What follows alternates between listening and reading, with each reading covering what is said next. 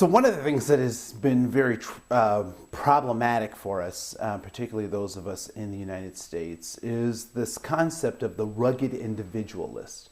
And why that has become problematic is because people start to actually believe that everything that they've done is because of their own individual effort.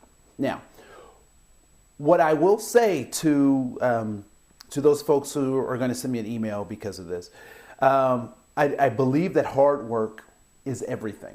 I believe that the ability to master a craft, to garner resources, to create things is extremely important and an invaluable skill. And so I believe that there are things that individuals can make, and that you make things happen.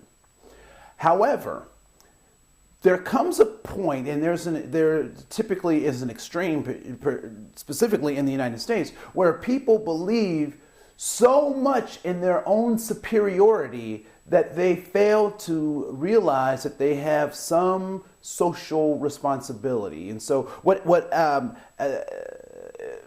becomes very apparent is that once we start to think that we are so good, that we're so masterful in our craft, that we forget that we're in a community, that we're related and connected to people. We have things that happen in Bangladesh, where over 1,000 people in a warehouse who are making less than $1 a day, or maybe up to $1 a day, to make garments for folks like me to purchase. We start to forget that rugged individualism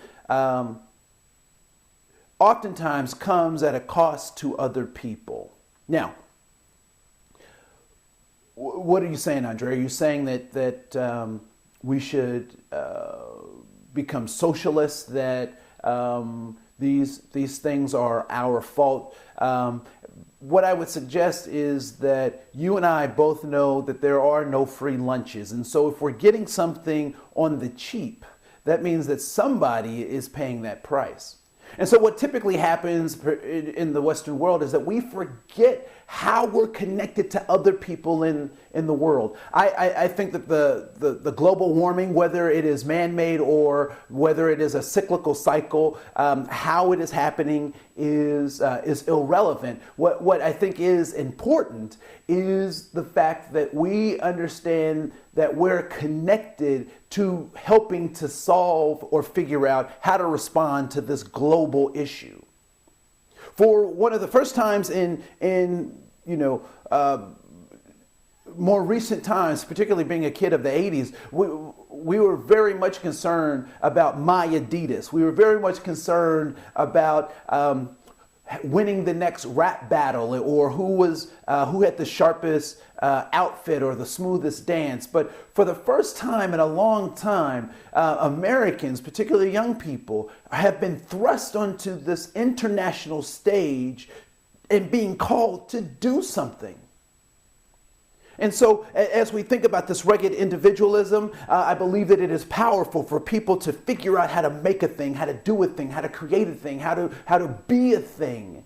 But I also want us to remember that if there is no context for that thing, or if the context is skewed, if the context is to just benefit me and I'm not benefiting other people, then what is the purpose of my existence?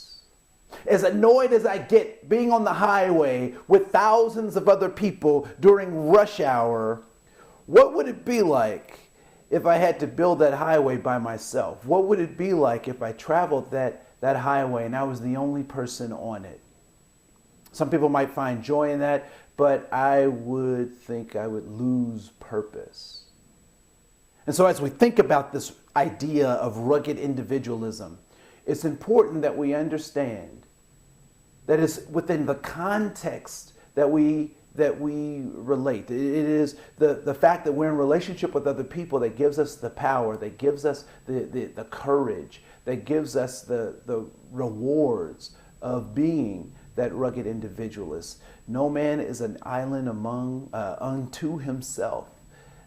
It is important that we look at the things that we're able to do in context and how they become of value to other people. That's today's principle.